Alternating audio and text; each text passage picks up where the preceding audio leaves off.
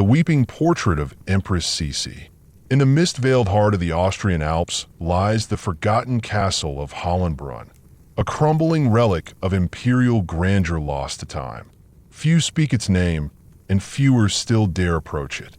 But there was a time, long ago, when the halls echoed with music, silk skirts swept over marble, and laughter danced like candlelight. At the center of Höllenbrunn's mystery is a portrait, a hauntingly lifelike painting of Empress Elisabeth of Austria, known lovingly to her people as Sisi. Renowned for her beauty and enigmatic melancholy, she captivated a continent during her life, and, it is whispered, still does in death. The legend begins in 1897, the year before Sisi was assassinated in Geneva. The Empress had grown increasingly withdrawn, her soul gnawed by the loss of her children and the rigid chains of court life.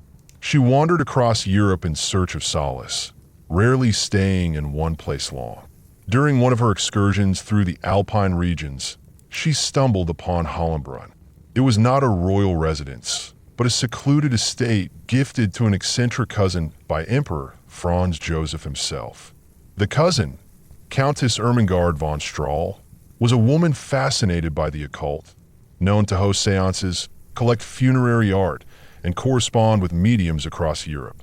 Yet she was also a skilled painter, acclaimed in private circles for the emotional depth of her portraits.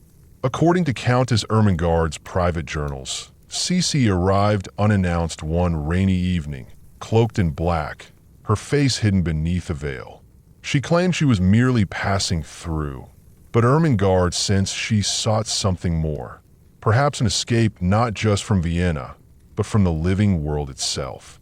Over the following days, Sisi confided in Ermengarde her dreams of death, her visions of a dark-haired woman trailing her through mirrors, and her inexplicable weeping at night. She spoke of her daughter Sophie, who died in infancy, and of Crown Prince Rudolph, whose suicide with his lover had plunged her into permanent mourning.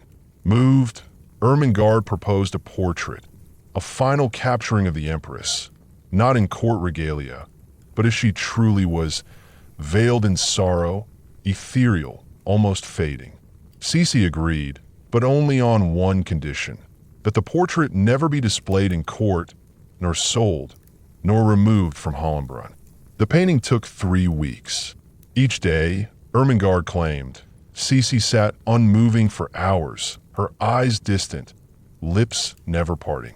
Her presence seemed to chill the very room. By the final sitting, the candles would flicker even in still air, and ravens had begun to gather on the turrets outside. When the portrait was finished, it was unlike anything Ermengarde, or anyone, had ever painted. Sisi appeared almost translucent, her skin pearl pale, eyes glistening with tears so real that one felt they might fall at any moment. But the strangest part was her expression, not sorrow, but a warning, a gaze that seemed to plead and to curse at once. That very night, Sisi departed. Ermengarde never saw her again. A year later, the Empress was dead, stabbed in the heart by an anarchist file. When Ermengarde heard the news, she fainted before the portrait. Upon waking, she found water on the floor beneath the frame. Thinking a leak had sprung, she examined the ceiling dry. The tears, it seemed, had come from the painting. Over the next weeks, the weeping continued. Whenever someone entered the room, they found the portrait's cheeks glistening. Attempts to wipe them away were futile. The moisture would return in moments. Soon, other phenomena began. Footsteps echoing in the halls, shadows crossing the mirrors, whispers in the dead of night. Disturbed, Ermengarde invited a medium to investigate. The woman refused to even approach the painting, claiming it radiated deep sorrow and unnatural binding. She performed a seance instead. According to her transcribbles, the spirit of Sisi had become trapped, not in the afterlife, but in the canvas. Ermengarde sealed the portrait in the east wing, nailing the door shut and ordering servants to stay clear.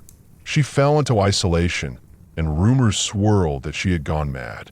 The estate was abandoned shortly after her death in 1903. For decades, no one ventured inside, until Anna Weiss. In 1989, Anna was a doctoral student in art history, specializing in lost Habsburg artifacts. While researching obscure painters of the imperial court, she uncovered fragments of Ermengarde's diary in the Austrian state archives. The entry spoke of a final portrait of Empress Sisi, not one for glory, but for grief and a curse surrounding it.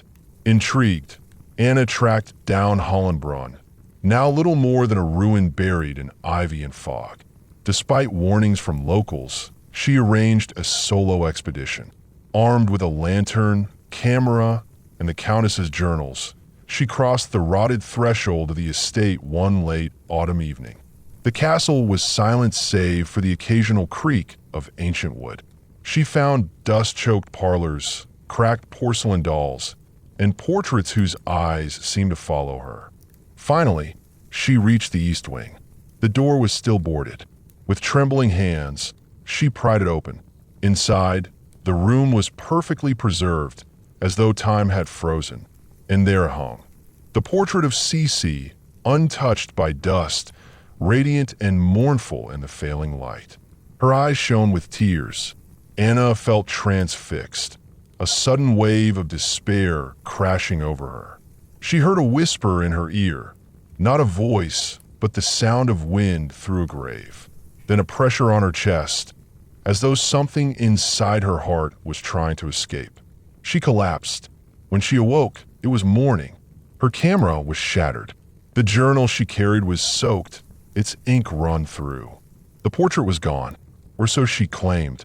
Authorities later found Anna wandering the nearby village, dazed, repeating the same phrase. She's still crying. She'll never stop. She never returned to academia. Some say she was institutionalized. Others claim she vanished. The castle has since been declared unsafe. And yet, on moonless nights, travelers report seeing a single window glowing faintly in the east wing. Some claim they hear soft sobbing, like wind on velvet. A few have even glimpsed a woman in black at the window, her face pale, eyes glistening. It is said that sorrow that deep cannot fade, that grief, when caged too long, takes root in the world itself, and that some souls, even imperial ones, cannot find peace, especially when they are bound by pain and pain, especially when they are still weeping.